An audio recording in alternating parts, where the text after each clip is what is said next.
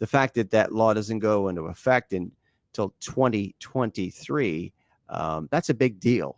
And who's to say that there'll be litigation? Because I'm not necessarily positive that it will, because I think we're starting to see hints from Mark Emmert and company that maybe they're not going to surrender, but they're going to make it appear as if they're going to surrender, and perhaps try to put a rule in there that's going to cheat the athletes again. But what's your thought on that?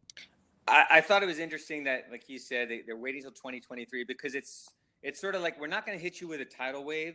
We are going to hit you with an asteroid that we can all see is coming from way far out. And we're going to give you time to adjust to this and figure out how you are going to,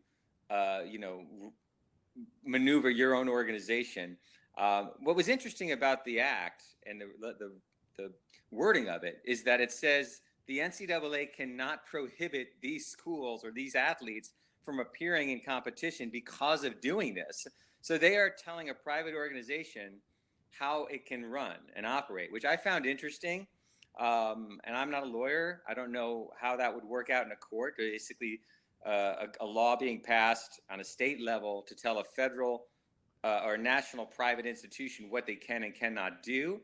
But I think the NCAA, hopefully, and maybe this part of this 4-year outlier was to see how's the public reaction.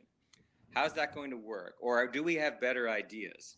I talked to one booster who made an interesting point, and he said, schools, if it came to this, schools would rather pay athletes directly than have boosters paying athletes, because then they control the money.